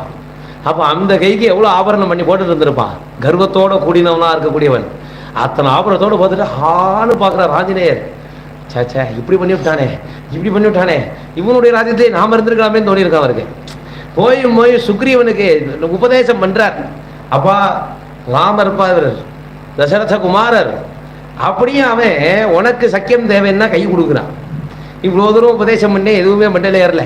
அந்த மாதிரி ஒருத்தருக்கு மந்திரியா இருக்கிறதுக்கு இவர் மாதிரி ஒருத்தருக்கு மந்திரியா இருக்கலாமே. என்ன ஒரு தேஜஸ்! வாலிக்கு பயந்துன்னு ஓடினவன் எங்க? கடைசியில் இவரும் வாலிக்கு பயந்து ஓடினவர் தான். அந்த சந்தேகம் இல்லைன்னு வச்சுக்கோங்களேன். வாலிக்கு முன்னாடி யாருமே நிற்க முடியல ராமனை தவிர. அப்போ அந்த ஒரு வர்ணிப்பு ராமாயணத்திலேயே நமக்கு கிடைக்கிறது. அப்போ அந்த மாதிரி ஒரு குணத்தோடு இருக்கும்போது அவர் சொன்னார், மால்யவான் போகாதேன்னு சொல்லும் போது அவர் நினைச்சிருந்தாராம், ராமாயணத்துல யார் எப்படி இருக்கணும்ங்கிறதுக்கு உதாரணம் இருக்கு. எதிரி எப்படி இருக்கணும்னா ராவண மாதிரி இருக்கணும்னு சொல்லணும். கடைசியில போய் காலில் விழுந்த மாதிரி ஆயிடக்கூடாது. அதனால கதைக்கு சோட போயிடக்கூடாதுங்கிறதுக்காக தன்னுடைய இயற்கையாக இருக்கக்கூடியதான உயிர் மேல இருக்கக்கூடிய ஆசையும் தியாகம் பண்ணிட்டு நான் வதம் பண்ணப்பட போறோன்னு தெரிஞ்சுட்டு வந்தவர் ராவணன். அதனால ஒவ்வொரு அசுராலுமே அத்தகைய வீரம் கொண்டவா அத்தனை பேரையுமே வர்ணிச்சிருக்கோம் நாம. அப்போ அந்த மயூராதிரூடம் அப்படிங்கும் போது அந்த அசுரனாக இருக்கக்கூடியவன் அந்த உதாரணத்துக்கு ஏத்தவனாக இருக்கணும். அந்த உதாரணம்ங்கிறது நம்மளுடைய பாரத தேசத்துல தான் பார்க்க முடியும். எல்லாத்துக்கும் உதாரணம் இருக்கும். அந்த மாதிரி தான் நம்மளுடைய நம்பிக்கைக்கும் நம்மளுடைய இந்த குணத்துக்கும் நம்ம தான் உதாரணம். நம்மள மாதிரி இன்னொருத்தர் இருக்கவே முடியாது. இதுக்கு மேலே இதுக்கு மேலே இதுக்கு மேலே இன்னும் கொஞ்சம் சந்தேகப்பட்டுட்டே இருக்க முடியும். அப்போ மயூராதி ரூடம், ஒரு அசுரனை தனக்கு கீழே ஒரு வாகனமாகவும் மேலே ஒரு சேவல் கொடியாகவும் 2த்தையும் வச்சு இருக்கக்கூடியதாக அந்த பரமேஸ்வரன் இருக்காரே, அந்த பரமேஸ்வரன் எத்தகையவர்னா நமக்கு தேடி வந்து அனுகிரகம் பண்ணக்கூடியவர். அவருக்கு ஒரு வாகனமும் இருக்கு. அப்போ அசுரனும் கூட வாகனமாக இருந்துட்டு இருக்கார். அப்போ இவன் நல்லவன் இவன் துஷ்டன் அப்படின்னு பார்த்துட்டு அனுகிரகம் பண்றது இருந்தா நம்மளால சாத்தியப்படாது. அருணகிரிநாதர் அதை நமக்கு காட்டி கொடுக்கறதுக்காக யோஜனை பண்ணிட்டு நேரா அருணாச்சலத்துல கோபுரத்துக்கு மேலே ஏறினார். போகும்போது முருகன் வரார். பிராமண வேஷத்துல வந்து சொல்றார், அவன் என்னப்பா பண்ண போறேன், பிராணனை விட போறேன், எதுக்கு இவ்வளவு கஷ்டப்படுற முருகா சொல்லேன். அவர் பாயாண்டு போயிட்டார். நேரா வந்து உபதேசம் பண்றான் ஒரு ஆளு. அதெல்லாம் முடியாது போயிட்டார். ஒரு பாட்டில் மேலேருந்து குதிச்சுட்டார். அவ்வளவு தூரம் அங்கேருந்து வந்துட்டு இருக்கு. இப்பெல்லாம் அந்த க்ளோஸ் அப்ல காட்டுவார் இல்லையா, மேலே அது 10 மணி நேரம் மேலேருந்து கீழே குதிச்சுட்டே இருப்பான். அதை நினைச்சுட்டு எத்தனை பேர் குதிச்சு முயற்சி பண்ணாலும் தெரியல. அதுக்குள்ள ஏதாவது தோணித்துனா பண்ணிக்கலாம். அது கொஞ்ச நாள் தான் கிடுகிடு கீழே விழுந்துருவோம் நம்ம. அப்ப மேல கோபுரத்துல இருந்து குதிச்சுட்டார் அருணகிரிநாதர். பாதியில வரும்போது அவன் ஏதோ சொல்லணும்னு சொன்னானே, சரி சொல்லிதான் பார்ப்போமே அப்படின்னு ஒரு தடவை முருகான்னார். அடுத்த நிமிஷம் புடிச்சுட்டான். எப்பேற்பட்ட கவி, எப்பேற்பட்ட கவி! அவருடைய தமிழை புரிஞ்சுக்கிறதுக்கு தமிழ் உலகம் முதல்பட்டு தமிழ் படிச்சுன்னு உட்காந்துருக்கு இன்னி வரைக்கும். அவர் இலக்கணம் இலக்கியம் எல்லாம் படிச்சதும் கிடையாது, அதை பத்தி வாசனையும் கிடையாது. ஆனா முருகான்னு சொன்ன ஒரு மாத்திரத்துல அடுத்த நிமிஷம் அவருடைய கவி இத்தகையதுன்னு புரிஞ்சுக்கிறதுக்கு ஒருத்தன் வாழ்நாள் முழுக்க உட்கார்ந்து படிக்க வேண்டியிருக்குன்னு சொல்ற அளவுக்கு ஆயிட்டார் இல்லையா? அதுதான் முருகன்ட்ட. நான் நல்லவன்லாம் கிடையாது, வந்து காப்பாத்துறதுக்கு துஷ்டனாக இருந்தாலும் காப்பாத்துமா இந்த தெய்வம். அதே வாகனத்து மூலமாவே காட்டுறார்.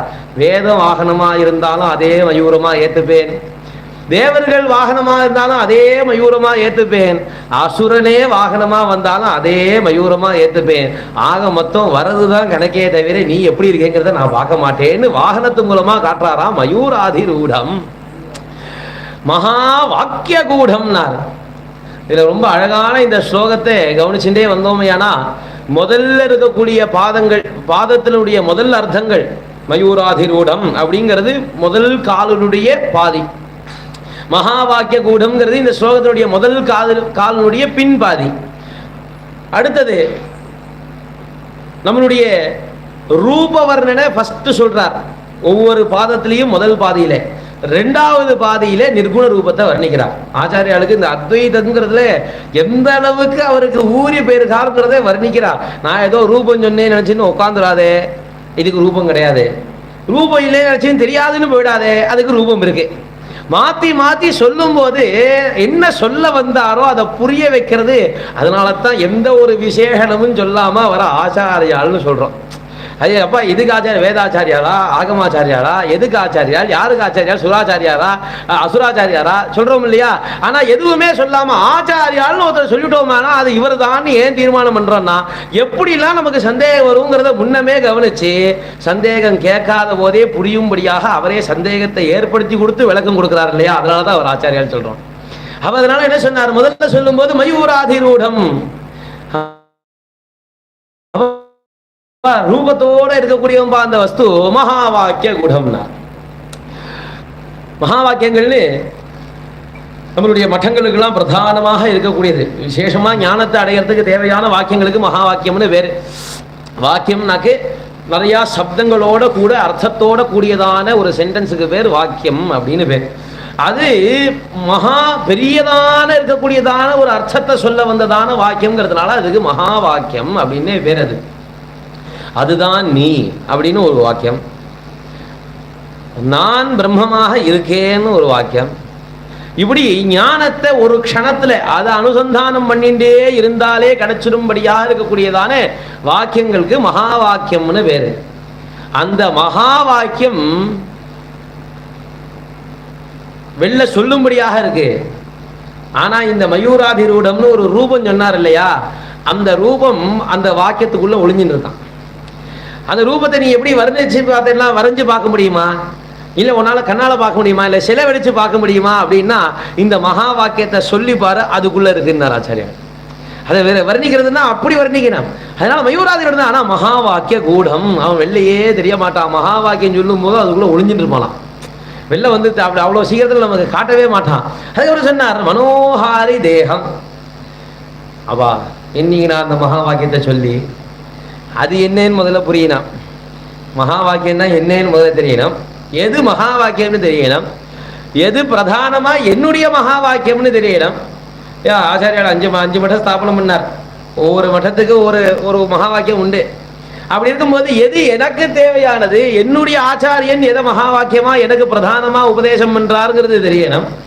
அதுக்கப்புறம் அதுக்கு அர்த்தம் புரியணும். ஆச்சாரியார் சொன்ன மாதிரி நஜானாமி சப்தம் நஜானாமி அர்த்தம், அதுவும் தெரியாது. புரியாத பாஷையெல்லாம் ஒன்று சொல்லி கடைசியே எனக்கு புரியாதுங்கிறத தெளிவாக தெரிஞ்சுக்கிறது தான் பிரம்மதத்துவம். அது தெரிஞ்சுக்கிறதே அவ்வளோதான். என்னால இதை தெரிஞ்சுக்க முடியாது அப்படின்னார். நீ கஷ்டப்பட்டு தெரிஞ்சுக்க வேண்டாம், உன்னுடைய மனசை இழுத்துட்டு போற மாதிரி ஒரு ரூபத்தை வச்சிருக்கானா. அதை பார்த்ததுமே முருகா முருகு முருகு அப்படின்னாக்கு அழகுன்னு அர்த்தம் தமிழ்ல. அதோட அதை அந்த அழகு சப்தத்தை புல்லிங்கமாக மாற்றும் போது இந்த அன் அப்படிங்கக்கூடியதான சப்தம் கூட சேரும். அழகு அழகன் சொல்றோம், பேரே அழகுன்னு வச்சுது.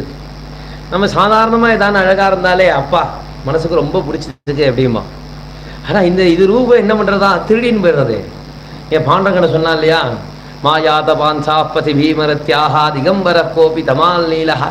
அப்பா யார் இந்த பீமரத்தி நதி பக்கம் போயிடாதீங்கப்பான்னார்.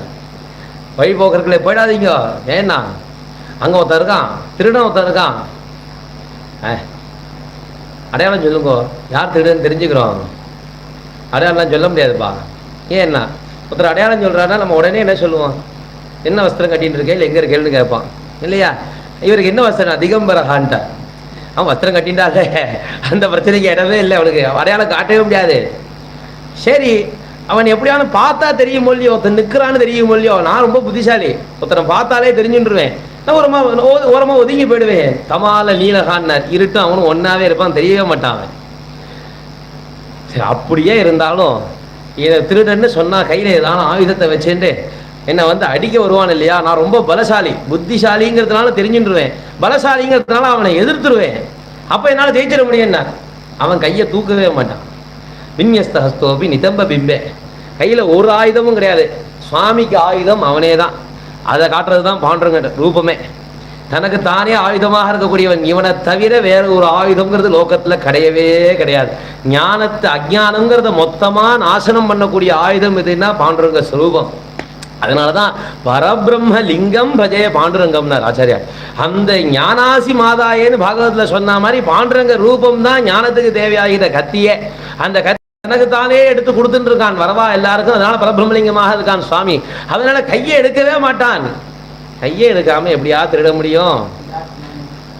இதா ஞானேன டானு சூன்யானு லாதி யஹா ஸ்வயம் அக்ஞ அனுகிரகிருத் தேவா விட்டல கச்சதே புதைஹின்னு விட்டல நாமாவுக்கு என்ன அர்த்தம்னா வி அப்படிங்கிறது ஞானம்னு அர்த்தம்.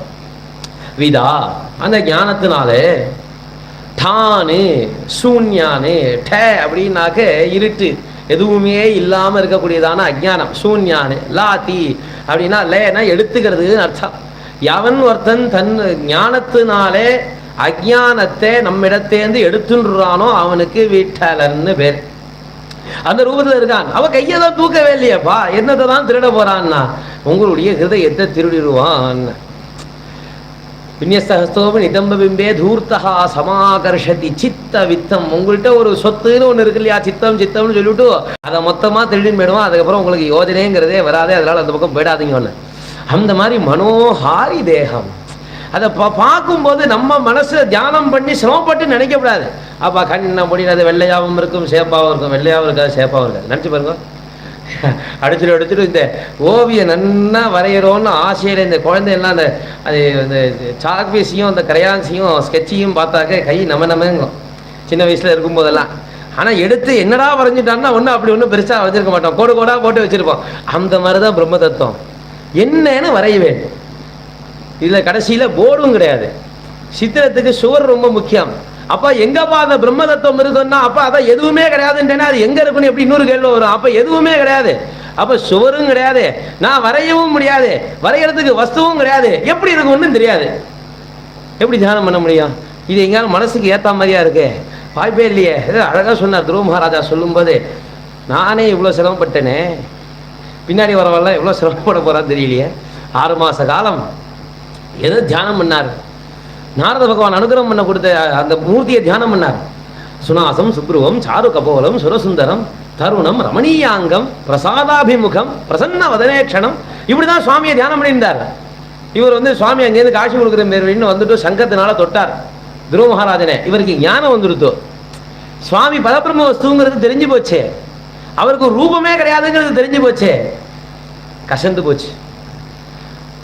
சுவாமியை நேராக பார்த்துட்டு இருக்கார். ரூபத்தோட இருக்கக்கூடிய சுவாமியை பார்க்கும்போது நிர்குணமான வஸ்துங்கிறது புலப்படணும், அதுதான் ஞானம். அதை அனுபவிச்சவர் சொல்றார் பிரம்மமயேன கம்புனா, அது பிரம்ம தத்துவத்தினாலேயே செய்யப்பட்டதான சங்கம் சுவாமி கிட்ட இருக்கிறது. அந்த சங்கத்தினால தொட்டதுனால அவருக்கு பிரம்ம தத்துவம் முழுசா தெரிஞ்சு போச்சு. அவர் சொல்றார் கிம் தொந்த காசி லுலிதாத் பததாம் விமானாத். அது யமதர்மராஜன் கூட்டின்னு போகும்போது தலையை அறுத்து கீழே விழுற சமயத்தில் நாரத பகவான் சொல்லி கொடுத்ததை நினச்சா சந்தோஷமா இருக்கு. நீ சங்கத்தினால தொட்டு எனக்கு ஒரு ரூபம் கண்டுபிடிச்சனே, அதனால சந்தோஷமே வரலையேப்பா, இதில் எங்கப்பா சந்தோஷம் இருக்குன்னார். அப்போ மனோஹாரி தேகம், மனசு அப்படியே கவரக்கூடியதான ஒரு ரூபமாக இருக்கணும். போய் அப்படி போய் பார்க்கணும். திருப்பரங்குன்றம் தான், திருப்பணி தான் ஆகிருக்குங்க. இது ஆயிடுது, பாலாலயம் பண்ணி வச்சுட்டா. அந்த மரத்தில் தான் ரூபம் பண்ணி வச்சிருக்கா. ஆனாலும் ஒரு அழகு. அது நார்மலாக பார்க்கும்போது மூலவராக பார்க்கும்போது கருப்பாக இருக்கக்கூடியதான ஒரு அழகு. ஆனால் இப்போ மரத்தில் இருக்கும்போது அதே சுவாமி செக்கச்சவேர்னு வந்திருக்காரு. அது இறங்கி வந்திருக்காரு சுவாமி. கொஞ்ச நாளைக்கு இப்படியும் பார்த்து ரசியே அப்படின்னு சொல்லிட்டோம். அப்போ மனோஹாரி தேகம் இறங்கும் போது திருச்செந்தூர்ல போய் வதம் பண்ணிட்டு இன்றளவும் ஒரு உற்சவ மூர்த்தியில வேர்த்து கொட்டுறது, அதை தொடச்சு விடுறா அப்படின்னு சொன்னாக்க அந்த ரூபத்து மேல பக்தாளுக்கு அபிருச்சி வராம எங்க போகுங்கிறேன். அது அலங்காரம் பண்ணிட்டு அப்படி வரும்போது அதுவும் சூரபத்மனோட சேர்ந்து அந்த கடற்கரையில அப்படி ஒரு விளையாடிட்டு அப்படி திரும்புற சமயத்துல என்ன ஒரு அழகு சுவாமிக்கு. அப்போ அந்த மனோஹாரி தேகம் போயிட்டோமானா அது அவ்வளவுதான். அது முருக பக்தி மட்டும் பண்ணிவிட்டான்னா ஒருத்தர் மீதி தெய்வத்தெல்லாம் கொஞ்சம் திரும்பி பார்க்கும்போது கொஞ்சம் யோஜனை பண்ணி தான் திரும்பி பார்ப்பா, வரணுமா வேண்டாமா. அதனால தான் சைவமும் சாத்தமும் அவரை தூக்கி நடுப்புற வச்சுட்டு இருக்குன்னு. சோமஸ்கந்த மூர்த்தி தான் பரப்பாடு. ஏன்னா ஒருத்தர் சுப்பிரமணிய உபாசனை கை கூடுதானா அப்பா அம்மாவே வேணுமாதிரி யோஜனை பண்ணி விடுவாளாம். அதுக்கு மேலே தேவையா நஜானாமி சப்தம் நஜானாமி சார்த்தம். எனக்கு இப்போ சப்தத்தினுடைய ரூபமாக இருக்கக்கூடியதானே சுவாமியும் தெரியாது, அர்த்தத்தினுடைய ரூபமாக இருக்கக்கூடிய அம்பாளும் தெரியாதுன்ட்டார்களே ஆச்சாரியால். அதனால தான் அவர் நடுப்புற உட்காந்து சின்ன சுவாமி புறப்பாடாருது. அதனால தான் ரூபத்தை சின்னதாக வச்சிருப்பா. 3 ரூபம் பண்ண தெரிஞ்சவாளுக்கு சோமாஸ்கந்த மூர்த்தியில சுவாமி ஒரு சைஸில் இருக்கா, அதுக்கு ஒரு அளவுல அம்பாள் இருப்பா, சுவாமியோட கொஞ்சம் சின்னதாக இருப்பா. அப்போ அதை விட கொஞ்சம் சின்னதாக குழந்தை ரூபம் பண்ண வேண்டியதானே. ஆனால் அப்படி இருக்காதுன்னே. இப்பா தெரியுமா நடுப்புற முருகன் எங்க ஒளிஞ்சிட்டு இருக்கார். அவருக்கு சின்னதா ஒரு கிரீட்டம் போட்டு விட்டு, அவருக்கு சின்னதா ஒரு ஹாரம் போட்டு விட்டு, குட்டி வஸ்திரமா எடுத்து சாத்தி விட்டு, அதுக்கு ஒரு அலங்காரம் பண்ணி வச்சிருப்பா இல்லையா. இந்த கண்ணு தேடி போய் பார்க்கும். அது ஏண்டான்னா மனோஹாரி தேகம். மனசை திருடிட்டுருவார் சுவாமி. அதுக்கப்புறம் நம்மளால பார்க்காமலாம் இருக்க முடியாது. ஆனா அவர் எப்பேற்பட்டவர் நாம சித்த கேகம். அந்த ரூபம் ஏதோ இப்படி வெளில வரும்போது மட்டும் பார்க்கக்கூடியதாக இல்லை. யாரெல்லாம் மகான்களாக இருந்துட்டு குரு கிட்ட அபியாசம் பண்ணி ஞான யோகத்துல சஞ்சாரம் பண்ணிட்டு கண்ணை மூடிட்டு இந்த செவரும் இல்லாம எந்த விதமான வர்ண பொடிகளும் இல்லாம ரூபமும் இல்லாம யாருக்கு ஒரு வர்ணத்தை தடவி ஒரு சித்திரத்தை உருவாக்க தெரியறதோ அப்பேற்பட்ட மகான்களும் எதனால் நினைச்சிட்டு இருக்காங்கன்னா இந்த முருகர் நினைச்சிட்டு இருக்காங்க. அவளுக்கு தான் அது தெரியுமே, அதை தியானம் பண்ணிட்டு போட்டோமே அவளால ஒரே தடவை இந்த முருகனை நினைச்சிட்டு அதுக்கப்புறமா அங்க அப்படின்னு நினைப்பாலாம். இதை நினைச்சோன்னே இன்னும் கொஞ்ச நாழி இன்னும் கொஞ்ச நாழி இன்னும் கொஞ்ச நாழி இன்னும் கொஞ்ச நாழி கடைசி பரியந்த இந்த முருகனை தியானம் பண்ணிட்டே இருக்கால தவிர போவே முடியல அவளால. அதனால மகச்சித்த கேகம் இருப்பிடம் சொல்லும் இல்லையா. இந்த மயூராதினூடம் அப்பா வாகனம் இருக்குன்னு சொல்லியாச்சு. அந்த வாகனம் ரொம்ப சேஃப்டியோட கூடிய வாகனம்னு சொல்லியாச்சு. வாகனம் ரிப்பேர் ஆகாது. அதனாலதான் மகா வாக்கிய கூடம். வாகனம் வந்துடும், அது வரதுக்கு லேட் ஆச்சுன்னா அப்போ இந்த வாகனத்துக்கு சேஃப்டியும் இருக்கு. அது ரொம்ப கூடமாகத்தான் இருக்கும். அதை யாரும் ஒரு தடவை முருகா மனசால ஒரு தடவை முருகா மனசால அதை பகவானை கூப்பிட்டுட்டோமே. ஆனா அடுத்த நிமிஷம் நம்மளையும் மகான்னு நினைச்சு மனசுக்குள்ள வந்து உட்காந்து நவர மாட்டேன்னு உட்காந்துருவாராம். இல்லை பெரிய ஒரு விஷயம் என்னன்னா, ஒரு வஸ்துவை நாம திருடுறோம் அப்படின்னு சொன்னாக்க அந்த வஸ்து நமக்கு வெளில இருக்கணும். ஆனா இவர் சொல்லும்போது மனோஹாரி தேகம்னார், திருடுவான்னார். ஆனா இருக்கிறது மகச்சித்த கேகம்னார். எந்த வஸ்துவை இவர் திருடுறாரோ அந்த வஸ்துக்குள்ளதான் அவரே இருக்காராம். அப்பன்னா என்னன்னா ஆக்கிரமிக்கிறதுன்னு பேர். இதுக்கு பேர் திருட்டு கிடையாது. பூமியை எப்படி திருட முடியும்? அப்ப என்ன அவன் நிலத்தை திருடின்னு போயிட்டான்னா என்ன சொல்லுவோம்? நிலத்தை ஆக்கிரமிச்சுட்டான்னு சொல்லுவோம். முருகனை தியானம் பண்ணிட்டோமே ஆனா மனசை ஆக்கிரமிச்சு முழுசா நிறைஞ்சிருவாராம்.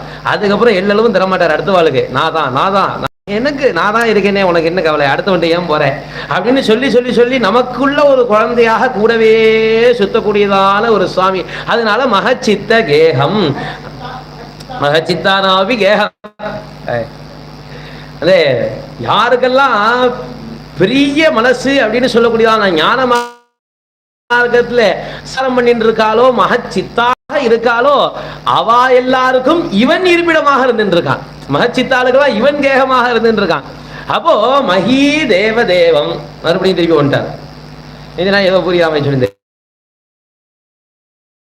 மகி தேவ தேவம். அப்பா இந்த பூலோகத்திலே யாரெல்லாம் தேவதைகள்னு இருக்காளோ அத்தனை பேருக்கும் தெய்வம் இவன் தான் அப்படியும் ஒரு அர்த்தம் எடுத்துக்கலாம். மகீதேவாள் அப்படின்னு சொல்லிட்டு பூசுராள்னு பிராமணாளுக்கு பேர் உண்டு. பிராமணாளுக்கும் இவன் தேவன். என்னன்னா இந்த சுவாமி சொல்லும்போது மந்திரங்கள் நிறைய இருக்கு. அந்த மந்திரங்கள் எல்லாமே யார் உபாசனை பண்றாளோ அவளுடைய கண்ட்ரோல்ல இருக்கு. தெய்வாதீனம் ஜெகத் சர்வம். இந்த லோகம் முழுக்க தெய்வத்துக்கு அதீனமாக இருந்துருக்கு. மந்திராதீனம் து தெய்வத்தம். அந்த தெய்வம் மந்திரத்துக்கு கட்டுப்பட்டு இருக்கு. தன் மந்திரம் பிராமணாதீனம். அந்த மந்திரம் யாருக்கு யாருக்குமே தீங்கு இழைக்க கூடாது அப்படிங்கிற எண்ணமும், அடுத்த ஸ்திரீயை பார்க்கும்போது அம்மாங்கிற குணமும், அடுத்தவாளுடைய சொத்தை பார்க்கும்போது ஓட்டாஞ்சலிக்கு சமமாக பார்க்கக்கூடிய குணமும் இருக்கோ அவளுக்கு பிராமணால்னு பேரு. அப்பேற்பட்டதான பிராமணாளுக்கு அந்த மந்திரம் வசமாயிருக்கு. அதனால பிராமணால் தான் எனக்கு தேவத்தை என்ன சுவாமி சொல்லும்போது. ஆனா முருகப்பெருமான் இருக்கானே, அந்த பிராமணாலாம் உட்காந்து பூஜை பண்ணிட்டு இருக்கான். அவளுக்கு கட்டுப்பட்டவன் இல்லை, அவளையும் கட்டி போடுறவன். அவ நீ வாப்பா மந்திரத்துக்கு கட்டுப்படுறவன் இல்லை சுவாமிங்கிறத இன்டெரக்டா சொல்றார் ஆச்சாரியார். அவனுக்கு மந்திரம்லாம் கிடையாது, பேரை சொன்னா போறோம். சொல்ல சொல்ல இனிக்கிறது இல்லையா, அந்த மாதிரி அதை சொல்லி சொல்லி சொல்லி சொல்லி சொல்லி சொல்லி பார்த்துட்டே இருந்தோமானா போறோம். அவனுக்கு மந்திரம்லாம் தேவையில்லை, உடனே வந்துடுறார். அவனுக்கு மந்திரம் இருக்கு, அது வேற விஷயம். ஷடக்ஷரின்னு பெரிய மந்திரம், உபாசனை பண்ண வேண்டியதான ஒரு மந்திரம். அந்த 6 விதமாக சொல்ல முடியும். இருக்கிறதே 6 எழுத்து. அதை ஒன்னொன்னு ஆரம்பிச்சு, முதல் எழுத்து ஆரம்பிச்சு சொன்னது, 2வது எழுத்து ஆரம்பிச்சு சொன்னது, 3வது எழுத்து ஆரம்பிச்சு சொன்னது சொல்லி அந்த மந்திரத்தையே 6 விதமாக சொல்ல முடியும். அப்பேற்பட்டதான மந்திரத்தை தனதாக கொண்டவன் முருகன். அதனால அவனுக்கு ரூபம் உண்டு. ஆனா அந்த மந்திரத்துக்கு கட்டுப்பட்டவன் இல்லை. மந்திரத்தை யாரு கட்டுப்படுத்திட்டு இருக்காளோ அவளையும் சேர்த்து தன் வசப்படுத்திட்டு இருக்கக்கூடியவன் மகி தேவ தேவம். அதுக்கப்புறம் சொன்னார் மகா வேத பாவம். இது சில நேரத்தில் ஸ்லோகம் சொல்லும் போது சில பேருக்கு சந்தேகம் வந்துடும், இந்த மகா வேத பாவம் முதல்லையா மகா தேவ பாலம் முதல்லையான்னு. ஏன்னா சொல்லும் போது எந்த ஒரு வித்தியாசமும் தெரியாது, எப்படி சொன்னாலும் ஸ்லோகம் சரியா வந்துடும். இந்த விருத்தத்துல அழகா பாதம் பாதமா பிரிச்சதுனால எப்படி சொன்னாலும் இது வரும். மகா வாக்கிய கூடம் மயூரா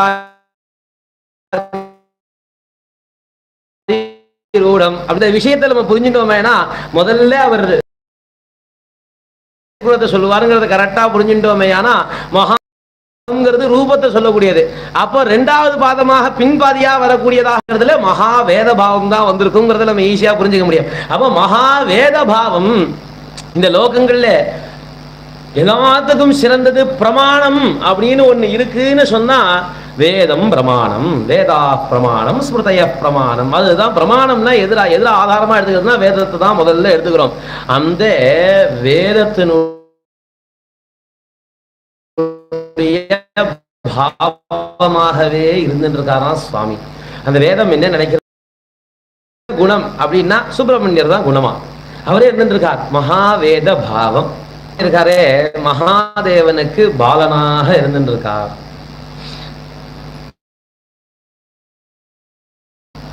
மீதி எல்லாத்துலயும் முதல்ல சொன்னதான ஒரு நாமாக்கும் அடுத்த நாமாக்கும் ஒரு சம்பந்தம் பார்த்துட்டே வந்தான். இந்த இடத்துல மகாவேத பாவம்னு சொல்லிட்டு மகாதேவ பாலம்னு சொல்லும் போது இது வேத பாவமா இருக்கிறதுக்கும் மகாதேவனுக்கு பாலனா இருக்கிறதுக்கு என்ன ஒரு சம்பந்தம்னு யோசனை பண்ணோம்னா, இந்த மகாதேவ பாலத்துக்கு இப்படி ஒரு வியாக்கியானம் பண்றா. சமாசம் பண்ணும்போது மகாதேவன் ஒரு காலத்துல யாருக்கு பாலனாக மாறிட்டாரோ அவன் மகாதேவ பாலன்னு வியாக்கியானம். அப்போ இந்த சுவாமி மகாவேத பாவம்னார் இல்லையா, இந்த பிரணவார்த்தத்தை சுவாமி உபதேசம் பண்ணார். அப்பேற்பட்ட மகாதேவ பாலம், அந்த பிரணவார்த்தமாக இருக்கக்கூடியதான ஒரு பொருள் இருக்கு. அந்த பொருள் யாருக்கு உபதேசம் பண்ணித்துன்னா மகாதேவனை தனக்கு பாலனாக பண்ணிண்டு அது உபதேசம் பண்ணித்தான். அந்த வஸ்து தகப்பன் சாமியாக மாறினதான ஒரு வஸ்து. என்னன்னா எனக்கு வழி தெரியாதேன்னு கவலைப்பட வேண்டிய அவசியம் இல்லையா. எனக்கு ஒன்று உபாசனை பண்ண தெரியாது சொன்னார், நஜானாமி நஜானாமி நஜானாமி நஜானாமின்னார். 4 தடவை வேறு அடிச்சு சொல்றார். 3 தடவை சொன்னாலே அது ரொம்ப அடிச்சு சொன்னதுக்கு சமம் இல்லையா. அதுல சந்தேகம் வேண்டாம் சந்தேகம் வேண்டாம் 3 தடவை அடிச்சு சொல்றாரு. அதுக்கு தான் நம்ம இப்பெல்லாம் ஏலம் விடும்போது கூட 3 தடவை சொல்லுவோம். அது 3 தடவை சொல்லியாச்சுன்னா அதுக்கு தீர்மானம் அர்த்தம். அப்ப அதுக்கு சத்தியம் சத்தியம் சத்தியம் 3 தடவை சொல்றா சத்தியம் தீர்மானம். இவர் 4 தடவை சொல்றாருனே நஜானாமி நஜானாமி நஜானாமி நஜானாமின்னு. அப்ப என்னாச்சுன்னா தீர்மானம் ஆயிடுது. ஏண்டான்னா முருகனை உபாசியத்துக்கு நமக்கு எதுவுமே தெரிய வேண்டாமா, அவனே உட்காந்து சொல்லி கொடுப்பானா. அதனாலதான் குருவாய் வருவாய் குருகுகன். அதனாலதான் அவனுக்கு பேரு. அவனுக்கு இன்னொரு போய் தேடிட்டு போய் குகனை எப்படி உபாசனை பண்ணுறது தெரிஞ்சு வந்து உபாசனை பண்ண வேண்டாம். நான் முருகப்பெருமான ஆராதனை நினைச்சுட்டா போருமா, நான் இருக்கேன் வந்து உட்கார நான் சொல்லி தெரியமானா. அப்பேற்பட்டதான மகாதேவ பாலம். மகாதேவனுக்கு அப்பா அம்மாவே கிடையாது இல்லையா. ஆனா ஒரு சமயத்துல அவருடைய குறையும் தீர்த்து வச்சாராம் சுவாமி. நான் உனக்கு அப்பன் இருக்கேன். தன்னுடைய அப்பாக்கு தான் அப்பனாக மாறி நான் உனக்கு இருக்கேன், நீ கவலைப்படாதே. ஒரு ஸ்டேஜ் வரைக்கும் அப்பா குழந்தைகளுக்கு பாதுகாப்பா இருக்கணும். அது ஸ்டேஜ் தாண்டி போச்சுன்னா அப்பாவுக்கு குழந்தைகள் பாதுகாப்பா இருக்கணும். அந்த மாதிரி நான் ஒரு நல்ல பிள்ளை இல்லையா? எல்லாரும் வாஸ்தவமா முருகனும் பிள்ளை தான், அண்ணா யாரும் பிள்ளைன்னு சொல்றதே இல்லை, பிள்ளையாரதான் பிள்ளை பிள்ளை பிள்ளைங்கிறா. அதனால இவர் சொன்னாராம், எனக்கும் பிள்ளைங்கிற ஸ்தானம் வேணும். என்ன அண்ணாவே பட்டத்தை எடுத்துன்னு போறார், அவரே நல்ல பேர் வாங்கிட்டு போறார், நான் இந்த ஆத்துக்கு பிள்ளை கிடையாதா? அப்போ நான் தான் ஒரிஜினல் பிள்ளைங்கிறத எப்படி நிரூபிக்கிறது? ஏன்னா அப்பா அம்மாவுக்கு சிசுரூஷை பண்ணி பேர் வாங்கிட்டார்.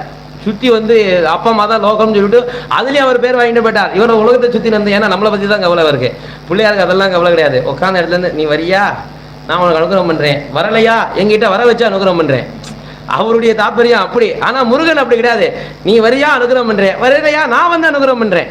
மயூராதி ரூடம்னு அதுக்கு தான் ஆரம்பித்தார் சுவாமி, வாழத்தை எடுத்துட்டு கிளம்பி வரக்கூடிய சுவாமினார். அதனால இவர் என்ன பண்ணார், இவர் அனுகிரகம் பண்ணுறதுக்கு நமக்கு ஒரு வாய்ப்பு கிடைச்சதுன்னு லோகத்தை சுற்ற ஆரம்பித்தார். அவருக்கு அப்பா அம்மா லோகம்னு தெரியாமல் இல்லை, அவர் லோகத்துக்கு அனுகிரகம் பண்ணுறதுக்கு இது ஒரு வாய்ப்பு, சுற்றுவோமேனு சுற்றினார். இவருக்கு எனக்கு பலன் மேலே தான்.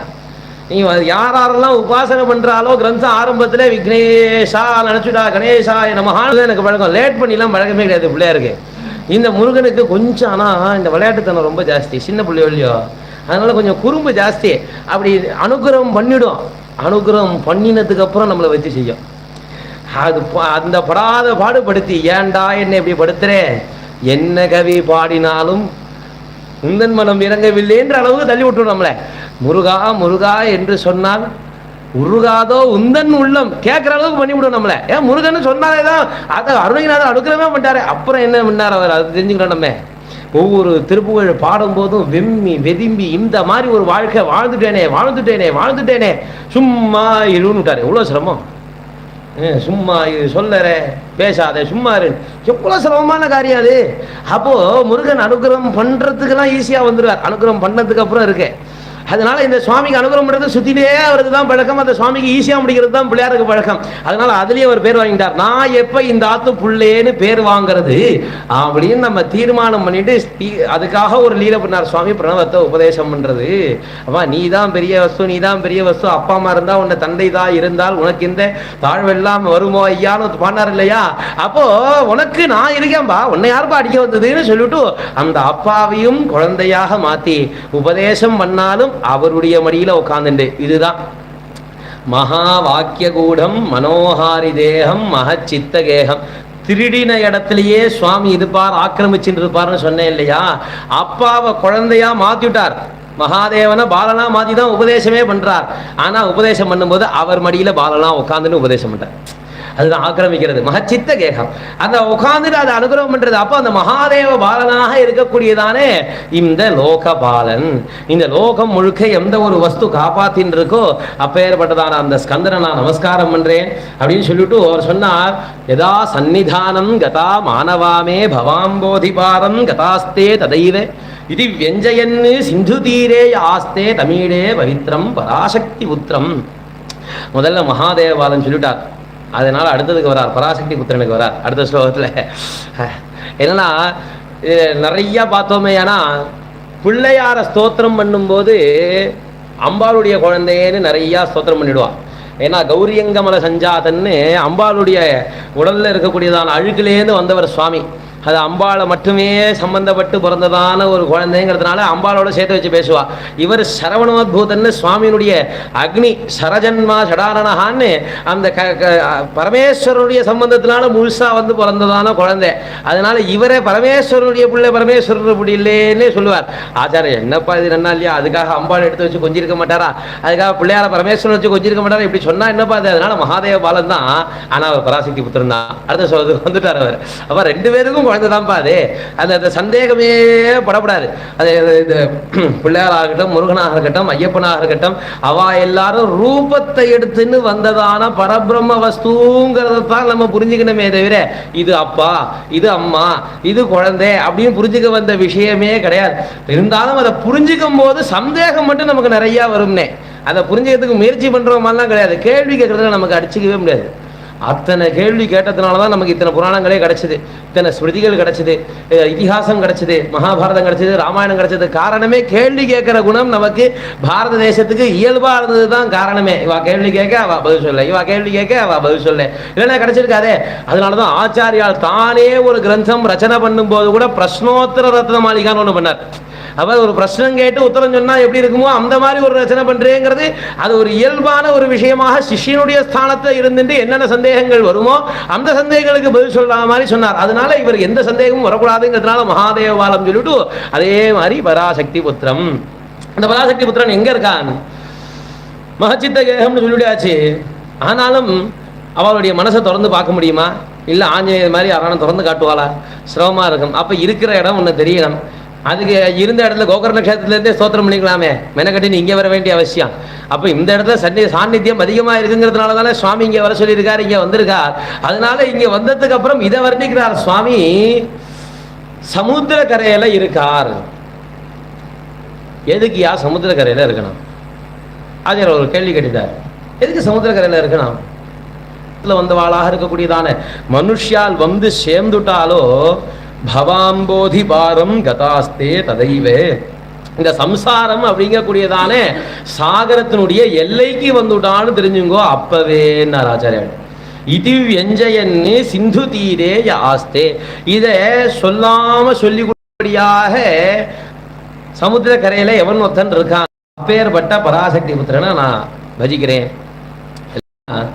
கவனிக்க வேண்டிய விஷயம், ஒரு தாண்டது அப்படிங்கிற ஒரு செயல்னு சொன்னா நம்ம ஒரு கரையில இருக்கணும், அந்த கரையிலேருந்து இன்னொரு கரையை அடையணும், அப்பதான் அதை தாண்டதுன்னு சொல்ல முடியும். நான் இங்க நிக்கிறேன், நடுப்புற ஒரு மேஜை இருக்கு, இந்த இந்த இந்த இடத்துல இருக்கிற தரையிலேருந்து அந்த மேஜையை தாண்டி நான் அந்த தரைக்கு போறேன்னு சொன்னாதான் அதுக்கு பேர் தாண்டதுன்னு பேரு. ஆனா இங்க நம்ம சமுத்திரத்தை தாண்டி போயெல்லாம் பார்க்கல இல்லையா? ராமேபுரம் ராமேஸ்வரம் போறோம்னா தாண்டுறோம், சமுத்திரத்தை கொஞ்சம் தாண்டிட்டு வரோம். ஆனா இங்கே அதுவும் கிடையாது, நேரா போறோம், திருச்செந்தூருக்கு நேரவே சாமியை பார்த்துடுறோம், அந்த பக்கம் தான் எனக்கு சமுத்திரம். அப்படி இருக்கும்போது ஏன் பாரம்னு சொல்றாரு இவர். அழகா ஒரு உதாரணம் சொல்லுவா. பாரத தேசம் அப்படிங்கிற ஒரு தேசத்துக்கு எல்லைங்கிறதே கிடையாது, சர்வமும் பாரத தேசம். ஏன்னா ஒரே ஆட்சி கீழே இருந்தது பூப்பிரதேசம் மொத்தமும். வைவஸ்வத மனுவிலேருந்து ஆரம்பிச்சு சுவாயம்பூ மனுவிலேருந்து ஆரம்பிச்சு மொத்தமாக இன்றளவும் பூமி மொத்தமும் ஆட்சி ஒத்தரதான் பண்ணிட்டு இருக்கா. அவளுடைய ஆட்சியில தான் கீழே நடக்கிறது. எப்படி ஒரு பிஎம் இருந்துட்டு சிஎம்னு இன்னொருத்தர் இருக்காரோ, அப்ப இவர் கையில் ஆட்சியில் இருக்கா, அவர் கையில் ஆட்சியில் இருக்காருன்னா இவர் ஆட்சி பண்றார், இவருடைய இடத்தையும் சேர்த்து அவர் ஆட்சி பண்றான்னு சொல்றோம் இல்லையா? அந்த மாதிரி கீழே எத்தனை ராஜாக்கள் இருந்தாலும் ராஜாதிராஜனாக மனுக்கள்லாம் இன்னமும் ஆண்டு தான் இருக்கா. அவளுக்கும் தலைவனாக சுவாமி இருந்துட்டு இருக்கார். அப்போ பாரத தேசத்துக்கு ஏதாவது முடிவு இல்லை. அந்த மாதிரி சப்தங்கள் உபயோகப்படுத்தாம இல்லப்பா வரணும், கடைக்கு போய் கேட்டோமே ஏன்னா அப்பா தோரம்பருப்பு வேணும், தோரம்பருப்பு இனிமே தான் வரணும் சொல்லுவோம் இல்லையா? அது அந்த அந்த வார்த்தையை உபயோகப்படுத்துறதே இல்லை. அந்த மாதிரி ஞானம் போய் கடற்கரைக்கு போயிட்டோமே ஆனா பாரத தேசத்துக்கு இது எல்லைன்னு சொல்லக்கூடாதான். அந்த கடலை பார்க்க நின்றுட்டு சொல்லாம திரும்பி நின்றுட்டு பாரத தேசத்தினுடைய எல்லை இங்க ஆரம்பிக்கிறதுன்னு சொல்லணுமா?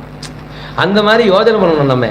அதனால இவர் என்ன சொன்னார், இந்த பாரத தேசத்தை வாளுக்கு, அதுவும் விசிஷ்ய பிராமண ஆளுக்கு கடல் தாண்டி போக கூடாதுங்கிறது சாஸ்திர விகிதமாக இருக்கிறதுனால பவாம்போதியை மட்டும் தாண்டுவானா இவன் யோசிக்கிறார்.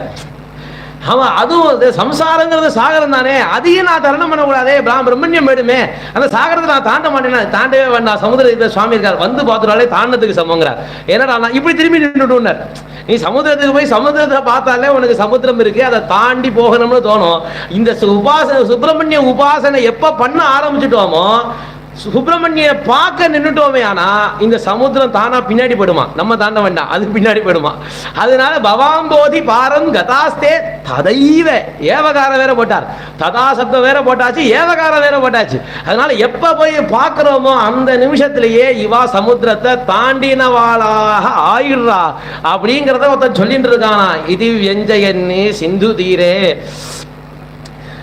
வேற வார்த்தையை கூட உபயோகப்படுத்திக்கலாம் ஆச்சாரியால். பின்னாடி இப்படிலாம் வருங்கிறத தெரிஞ்சுன்னு தான் மெனக்கேட்டுன்னு சிந்து தீரேன்னு சொல்றார். சமுத்திரத்துக்கு இந்த சிந்து நதின்னு ஒன்று சொல்லிட்டு இருக்கோம், அதை தாண்டி வந்தா அதனால இந்த இந்துக்கள்னு பேர் வந்தது அப்படின்லாம் சொல்றோம் இல்லையா? அதுக்கு